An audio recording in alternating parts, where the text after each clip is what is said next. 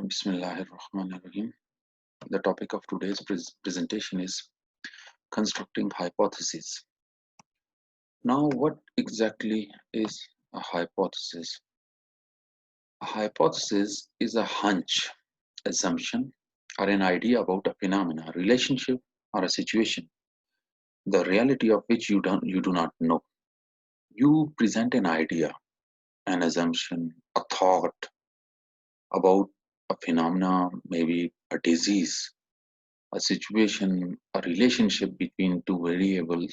You can present anything, but you are not sure about reality of which is called as a hypothesis, and it becomes the basis of an inquiry based upon either previous studies or your own or someone else's observations.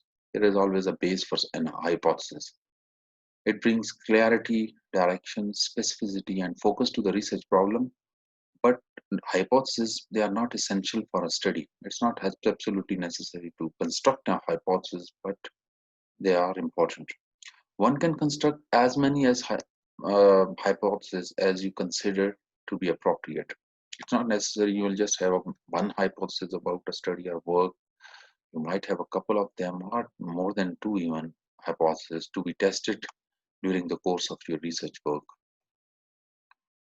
For example, let's just first look at this example. Let's say these days coronavirus infects. Let's say I just present a thought, a, a, a hunch that coronavirus infects a certain population more than the rest. For example, I just would say that A positive blood group members, they are more infected by the coronavirus than the rest of the blood groups.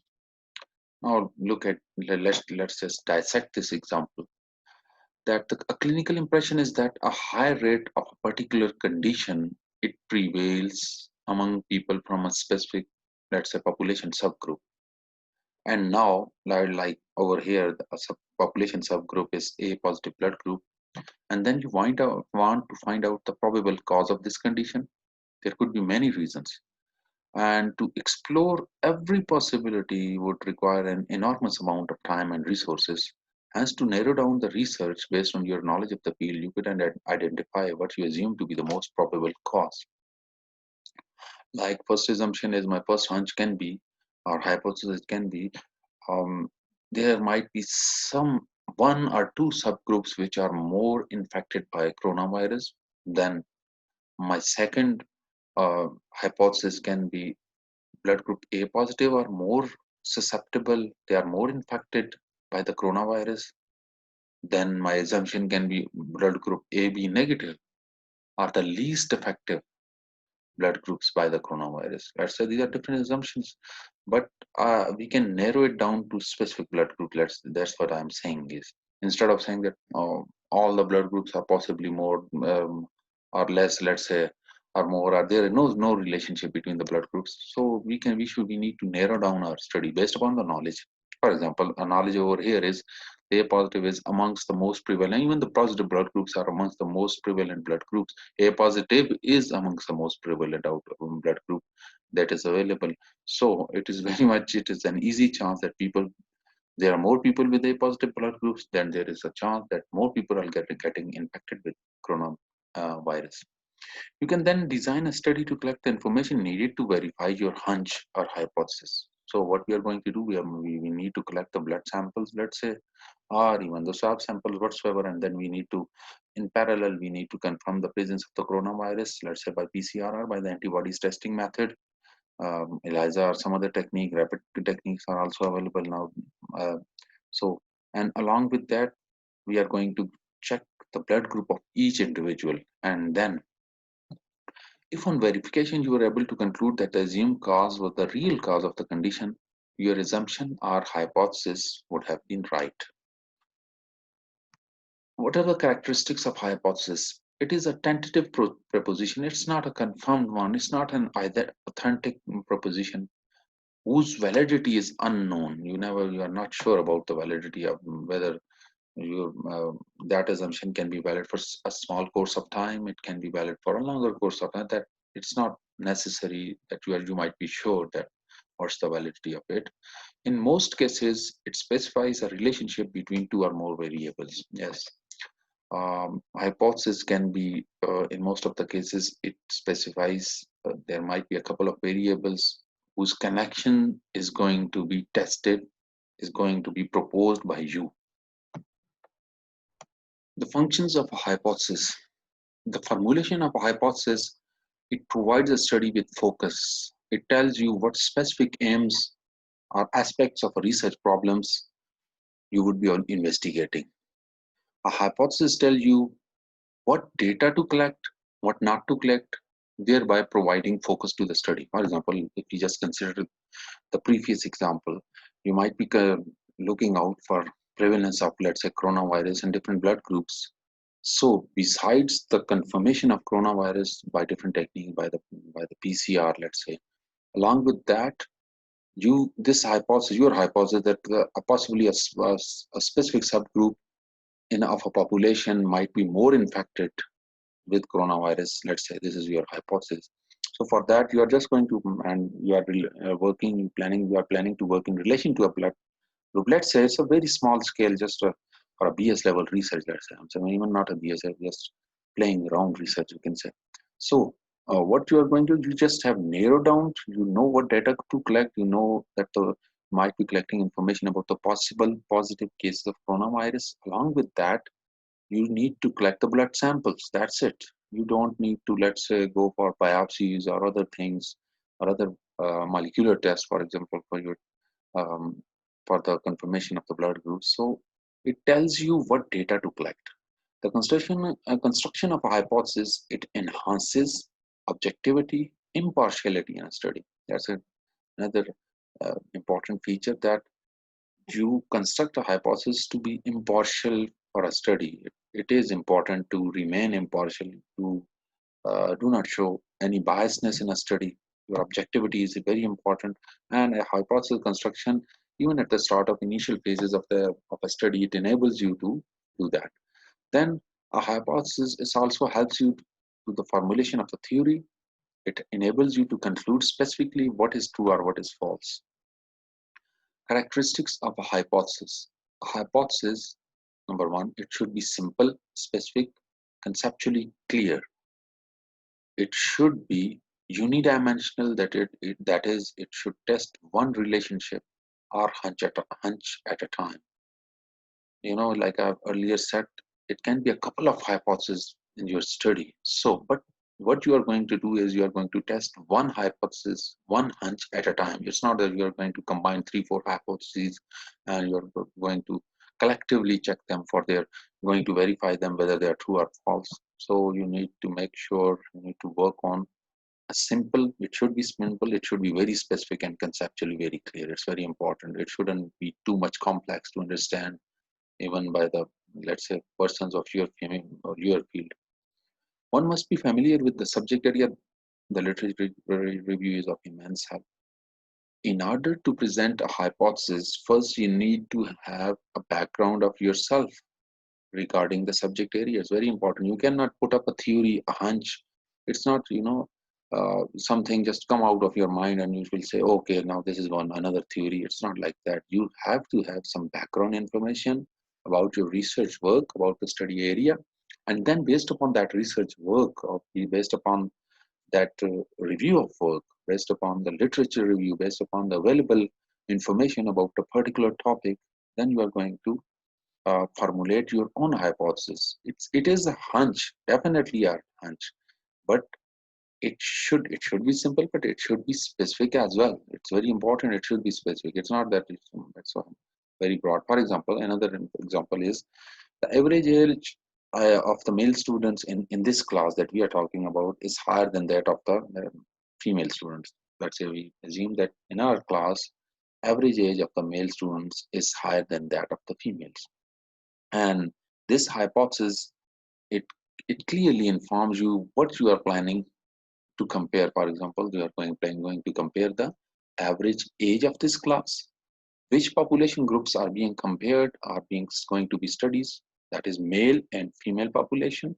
If this hypothesis tells you, and what you want to establish or conclude from this study, that is a possibility, that average age of the male students, and then final thing is of sure that it's higher than the female students. That can be true, that can be wrong, and you need to conduct your own study about it, and then you are going to say whether it's going to be true or not false. Other characteristics of hypothesis include that it should be capable of verification. It's very important that you follow procedures or techniques, methods for your research work, which are available for, let's say, which must be available for data collection, and let's say they are capable of verification. They, they are capable of verification. Someone else want to verify them, it's easier to verify. Most of the times we follow the procedures or the protocols which are previously been established. We provide reference to it in our methodology, research materials and methods section. We give credit to the original authors or the researchers. However, in the process of this doing the research, at times you might develop new techniques to verify it which are not tested before. It is possible, but a hypothesis should be capable of verification. It's not a hunch. Let's say you put up a hypothesis about certain phenomena which is very much difficult or impossible to verify. A hypothesis should be related to the existing body of knowledge. It is important that your hypothesis it emerges from the existing body of knowledge and that it adds to it. And it's an important function of research. Why you are conducting a research if you just presenting an hunch and that's it you are going to. But what what is more important is that your research it adds to the existing body of knowledge regarding a certain topic. And first, this can only be achieved if the hypothesis has its roots in the existing body of knowledge. How it is done? It is done by the help of, again, review of literature, by reviewing the literature, by studying the other previous work about your work, and then you are going to establish a hypothesis based upon that study, and then that hypothesis it needs to provide some new information into that existing body of knowledge. A hypothesis should be operationalizable, or it should be workable. This means that it can be expressed in terms that can be measured. It should be workable. Its operation execution is not a difficult thing. If it cannot, and that is important, it is measured quantitatively. That's important because if it cannot be measured, it cannot be tested. Then no conclusion can be drawn without any values. So it should be measurable. Types of hypothesis. Theoretically, there is only one type of hypothesis, that is the research hypothesis, the basis of your investigation. The one which we are talking about so far is the research hypothesis. This is the hypothesis, a hunch about a study that you are putting forward based upon the existing body of knowledge. It can be any, you know, any hunch based upon your knowledge on the topic that you might want to investigate. However, because of the conventions in the scientific inquiries and because of the wording used in the construction of hypothesis, it can be classified into several types.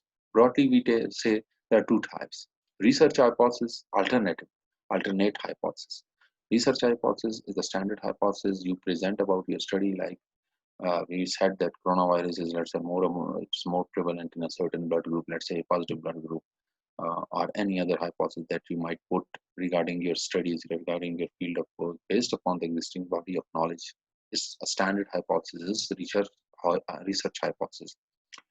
Alternate hypothesis, it is then conventionally at times this is a hypothesis that we put forward. It's also called a null hypothesis, or hypothesis of no difference is formulated as alternate hypothesis.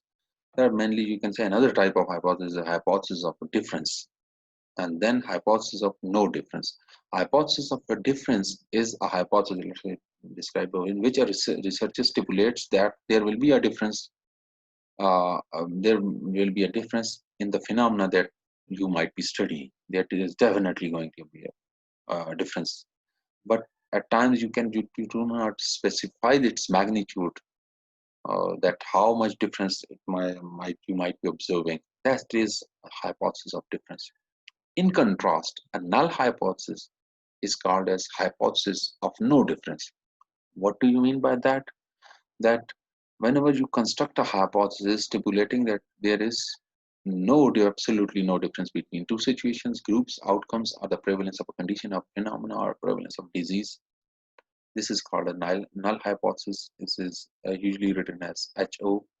So whether you are studying a phenomena, disease, let's say, and you just present, you have this thing in your mind, this unbiasedness in your mind, this complete clear idea that, let's say, there is going to be no difference between the two research groups, between the two situations that you might be studying, and it's going to be nothing that you should be coming out. That is bringing more objectivity to the work. And for example, mm, there is no difference. You might be working on the age group of male and female student of a class like our class, but if we keep this, the null hypothesis would be that there is no difference between the age group of the male and female students in our class. This is null hypothesis. You start up your work with this. You do not, let's say, you do not go for the original research hypothesis that possibly the male students, they are more uh, of higher age than the female student. And what is the main function of this null hypothesis? It is to specify the relationship that will be considered as true in case the research hypothesis proves to be wrong. If you're, let's say, are coming back to that example, the possible, your original hypothesis is that male average age of the male student is higher than the female student. Okay, you have done your study, you have conducted your study, and based upon your work, you just ask the or you get the birth certificate based on which you have derived the age group of the male and female student, and you come to a stage where you will know that, okay, this hypothesis is totally wrong. There is no, let's say, difference between the two groups. So your original hypothesis is wrong. Then this hypothesis, that null hypothesis, is true, that there is no difference. In a way, alternate hypothesis is opposite of the research hypothesis. Example, if you want to study different combination of maternal and child health services, MCH, let's say, maternal and child health service, and nutritional supplements denoted by NS, what is their impact, having an impact on the infant mortality rate? To test this, a 2 by 2 factorial experimental design is adopted. We will talk about that in our subsequent lectures. This is a 2 by 2 factorial experiment where, let's say, your one phenomena is maternal and child health services, another phenomena is nutritional supplements. What actually you do in 2 by 2 factorial this combination is, if you are, and you are going to assess the infant mortality based upon these two phenomena. Okay, so at times nutritional supplement, they might be provided to some of the children, to some of the infants. Maternal and child health services might be provided to them both. So one part of the group might be, they might be getting both of these services, supplements as well as services. Then a group can be provided with only the nutritional supplement. They are not going to be provided with the maternal and child health services. Then another group is only being going to be provided with maternal child services. They are not going there. They remain deficient of nutritional supplements. And finally, you have got one group which is not being provided with maternal and child health services, and neither it is going to be provided nutritional supplements. So 2 by 2 factorial is will be providing you with four possible research groups. First one is the control, which won't be provided with any of these two interventions. First one. Then one is provided with only one intervention, another is provided with only one and then another is provided with a combination of interventions.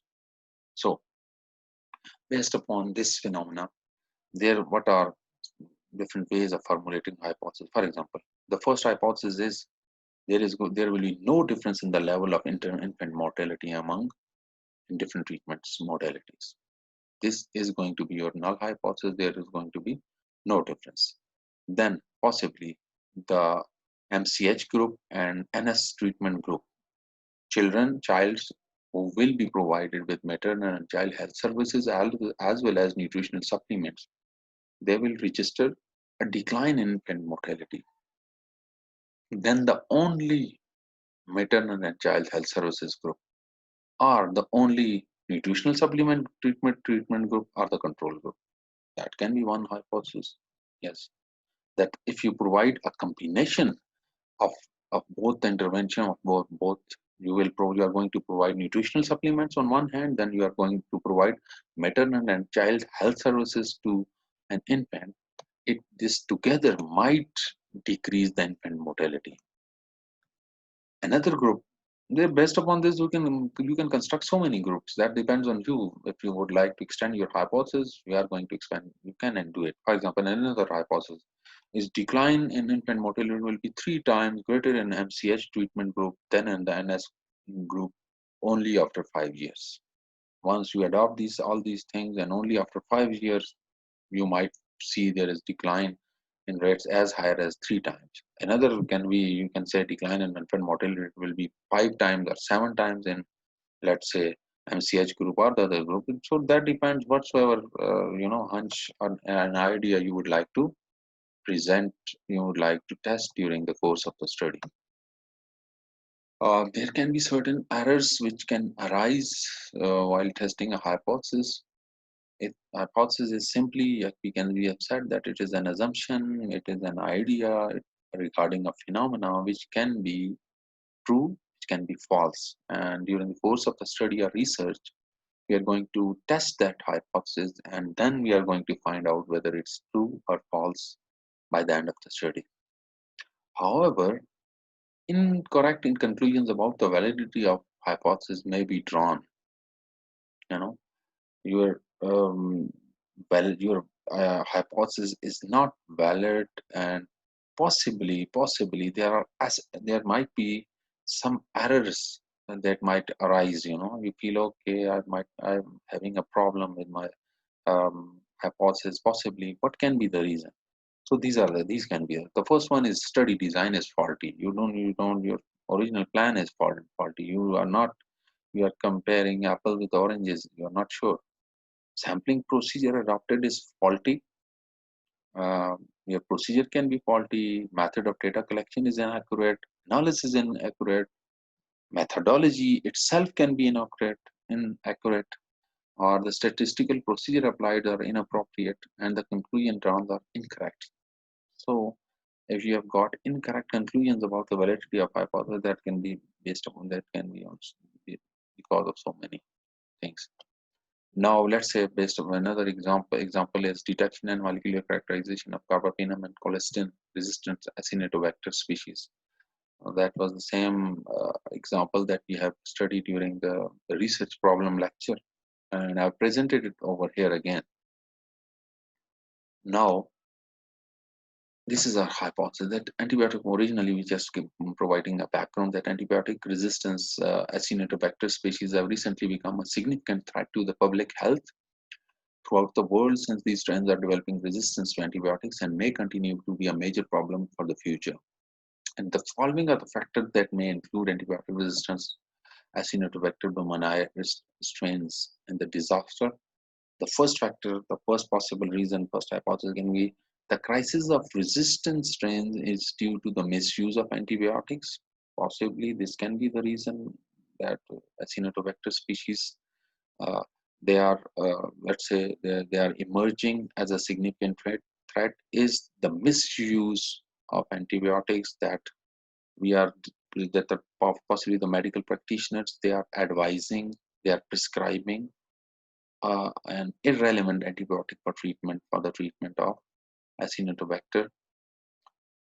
Another hypothesis can be that this emergence of resistant strain is due to the overuse of antibiotics. Okay, the medical practitioner they are suggesting that the right antibiotic based upon the, let's say, antibiotic sensitivity testing. They are suggesting, they are prescribing the absolutely correct antibiotics, but they are overly prescribing it.